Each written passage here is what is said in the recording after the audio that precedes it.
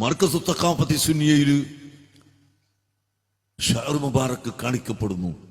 കൂടാതെ ഷഹർ മുബാറക്കിന്റെ കൂടെ അത് ഇട്ട വെള്ളം സംസം വെള്ളത്തിലിട്ട് ആ വെള്ളം വലിയ ചെമ്പിലെ വെള്ളത്തിലൊഴിച്ച് എല്ലാവർക്കും കൊടുക്കുന്ന കൂട്ടത്തിൽ ഷഹർ മുബാറക്കിൻ അതിൽ മുക്കിയതിന് പുറമേ ആ വെള്ളത്തിൽ പുതിയ മറ്റൊന്നുകൂടി ചേർത്തിരിക്കുന്നു. മദീന മുനവ്വറയിലെ തുർബത്തുൽ ഹുജ്റത്ത് ശരീഫ അഷ്റഫുൽ ഖൽഖ് സല്ലല്ലാഹു അലൈഹി വസല്ലമ തങ്ങളുടെ ഖബർ ഷരീഫിന്റെ മുകളിൽ സാധാരണ തുടക്കാറുണ്ട്. ആ കമ്പിവലയുടെ ഉള്ളിലൂടെ കാറ്റ് കടക്കുകയും അതിലൂടെ പൊടി കടക്കുകയും ചെയ്യുമ്പോൾ ചെറിയ നേരിയ പൊടി അവിടെ ഉണ്ടാകും.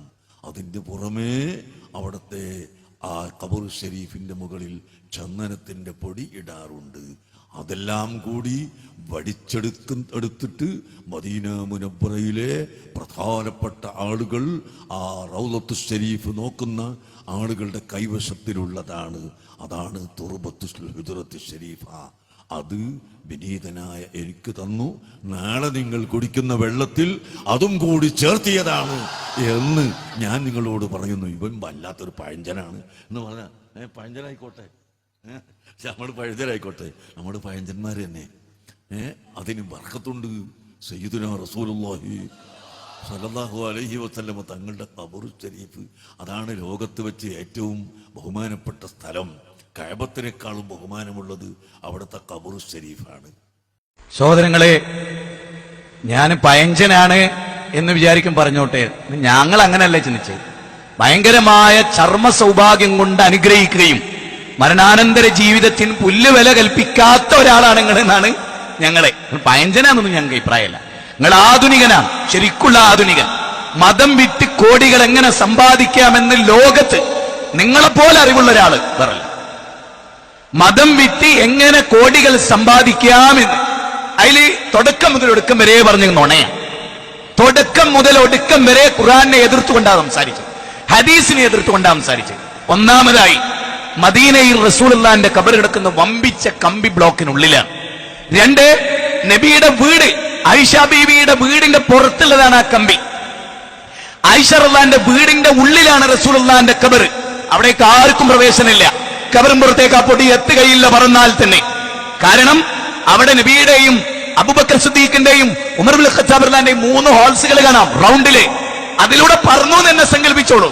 നബിയുടെ ഖബറിൽ എത്തില്ലാതെ ഖബർ വേറെ, ഈ കമ്പി വേലി വേറെ. ഒന്ന്, പിന്നെ ചന്ദനപ്പൊടി അതവിടെ തുടക്കുന്നുണ്ട്, ശേഖരിക്കുന്നുണ്ട്. ആര്? ഒരു കാര്യം നിങ്ങൾ പ്രത്യേകം ശ്രദ്ധിച്ചു, ഉസ്താദ് ശരിക്കും ശ്രദ്ധിച്ചു. അത് ഈ വിനീതനായ എനിക്ക് തന്നിട്ടുണ്ട്. ആരാണ് അത് തന്നത്? കാന്തപുരത്തിന് ഞങ്ങൾ കൊടുത്തു എന്ന് പറയാൻ മറുഭാഗത്തൊരാൾ വേണല്ലോ. അതാരാണ്? കാന്തപുരത്തെ പോലെ ഒരു പക്ക ശിർക്കിന്റെ പ്രചാരകന് ഈ പൊടി ആര് കൊടുത്തു? ഞാൻ നിങ്ങൾക്ക് പറഞ്ഞുതരാം. ബോംബെ നിന്നാണല്ലോ മുടി കൊണ്ടുവന്ന്. ബോംബെ കുറെ പൊടിയുണ്ട്. പക്ഷെ ആ പൊടിയുടെ പേര് ചന്ദനപ്പൊടി എന്നല്ല, പെത്തഡിൻ, അശീഷ്, ബ്രൗൺ ഷുഗർ, അതുപോലെപ്പെട്ട കുറച്ച് കാര്യങ്ങൾ. അതാകാനേ തരുള്ളൂ. നുണയനാണ് ഇയാള്, വഞ്ചകനാണ്. ഇത് തെളിയിക്കാൻ അയാളെ വെല്ലുവിളിക്കുന്നു. ആര് തന്നോ? അതയാളെ ബോധപൂർവം പറഞ്ഞില്ല. എന്നിട്ടോ പരിശുദ്ധ കഅബയേക്കാൾ പിന്നെ പുണ്യകരമാണ്. ആര് പറഞ്ഞു? ഏത് ഹദീസിൽ? മദീനക്ക് പ്രത്യേകത ഉണ്ട്, മദീനക്ക് പുണ്യുണ്ട്. മദീനയേക്കാൾ പുണ്യം മക്കൾക്കാണ്. വിശുദ്ധ ഖുർആൻ കൊണ്ട് തെളിഞ്ഞതാണ്, ഹദീസ് കൊണ്ട് തെളിഞ്ഞതാണ്. യാതൊരു സംശയമില്ല. ഇയാൾ ചതിയനാണ് സുഹൃത്തുക്കളെ, വഞ്ചകനാണ്. മുടിയും പൊടിയും. മുടി ഏതാണെന്ന് എല്ലാവർക്കും മനസ്സിലായി. മുടി ബോംബെയിൽ നിന്ന് ജാലിയൻവാല എന്ന ഒരുത്തന്റെ അടുത്തുനിന്ന് വാങ്ങിയാണ്. അത് ഇന്നും സ്ഥിരീകരിക്കപ്പെട്ടിട്ടില്ല. ഇന്നും ആർക്കും അറിയില്ല. അതിന്റെ സെനത് വായിച്ചൊക്കെ കഥ ഇവിടെ നമ്മൾ പറയേണ്ടതില്ലല്ലോ. നബി സല്ലല്ലാഹു അലൈഹി വസല്ലമയുടെ മുടിക്ക് ബർക്കത്തുണ്ട്. അതാദ്യം മനസ്സിലായിക്കൂടെ. കാന്തപുരത്തിന്റെ കയ്യിൽ ആ മുടിയല്ല എന്ന് ഞങ്ങൾ പറഞ്ഞു.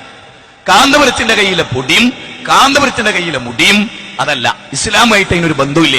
അതുകൊണ്ടാണല്ലോ നേരെ മറിച്ച് ആ പൊടി മദീനത്തെ ഇന്ന ആളുകളിൽ നിന്ന്, ഇന്ന നേതാക്കന്മാരിൽ നിന്ന് മാത്രമല്ല തുടക്കാറുണ്ട്, അവിടെ പൊടി വിതറാറുണ്ട്.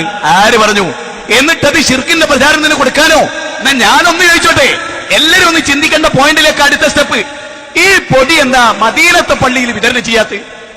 ഈ പൊടി അറിയാവുന്ന ഈ പൊടി വിതരണം ചെയ്ത് ഇത് മുടിയിട്ട വെള്ളത്തിലിട്ട് കൊടുക്കലും കൂടി ബർക്കത്താണെങ്കിൽ ഞങ്ങൾ വിശ്വസിക്കും, നിങ്ങൾ വിശ്വസിക്കുക. കാരണം മൂപ്പർക്കറിയണ്ട് എന്റെ ടീമിനല്ലാതെ മനുഷ്യന്മാരായി പിറന്നോലെ അതിന് കിട്ടുമോ?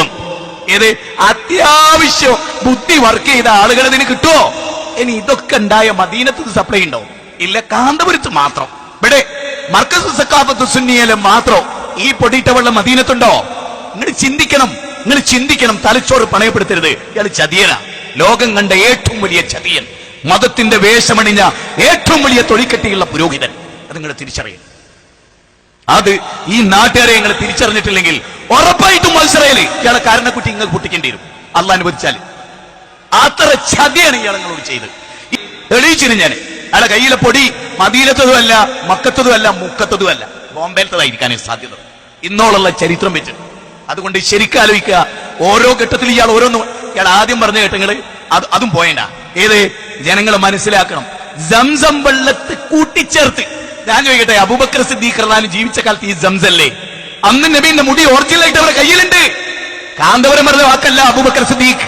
അബൂബക്കർ സിദ്ദീഖ് 2 കൊല്ലവും 3 മാസവും 10 ദിവസവും ഇസ്ലാമിന്റെ ഖിലാഫത്ത് ഏറ്റെടുത്തു. ഞാൻ ചോദിക്കുന്നു നിങ്ങളോട്, അന്ന് നബിയുടെ മുടിയുണ്ട്, അന്നും സംസം വെള്ളമുണ്ട്. സംസവും നബിയുടെ മുടിയിട്ട വെള്ളവും കൂടെ ചാലിച്ച് ഒരു സപ്ലൈ സ്വഹാബത്ത് എന്തുകൊണ്ട് ചെയ്തില്ല എന്ന ചോദ്യം നിങ്ങളുടെ ഹൃദയത്തിന്റെ അന്തരാളങ്ങളിലാണ് ചെന്ന് തറയ്ക്കുന്നത്. എന്തേ അന്ന് സംസമില്ലായിരുന്നോ? പറ്റിക്കുകയാണ്. ഈ സംസം പറയുന്നത് എന്തിനറിയോ? സംസമിന് ബർക്കത്തുണ്ടെന്ന് റസൂൽ പറഞ്ഞിട്ടുണ്ട്. നിങ്ങൾ സംസം കൊടുത്തോളി, ഞങ്ങൾക്കൊരു വിരോധവും ഇല്ല. അതിനൊരു ഫിക്സഡ് ഡേറ്റ് ഇടരുതെന്ന് മാത്രം. നിങ്ങൾ ഉംറയ്ക്കോ ഹജ്ജിനോ പോകുമ്പോൾ സംസം ഉണ്ടോ? നിങ്ങൾ സപ്ലൈ ചെയ്തോളി. സംസമിന്റെ കൂടെ ഏതോ ഒരു പമ്പർന്നുള്ള മുടിയിട്ട വെള്ളവും കൂടി കൊടുത്ത് ചതിയാണ്. ലോകത്തൊരാളും ചെയ്യാത്ത വൻ ചതി. നബിയോട് ഏറ്റവും വെറുപ്പുള്ള ആള് കേരളത്തിൽ ആരാന്ന് ചോദിച്ചാൽ അത് ഇയാള്. ഞാൻ പറയും നിങ്ങളോട്, തെളിയിച്ചും തരും. അള്ളാന്റെ റസൂലിനെ ഇത്ര വെറുത്ത ഒരു കഥാപാത്രം കേരളത്തിന്റെ ചരിത്രത്തിൽ ഇന്ന് വരെ ഉണ്ടായിട്ടില്ല. അത് നിങ്ങൾ മനസ്സിലാക്കണം.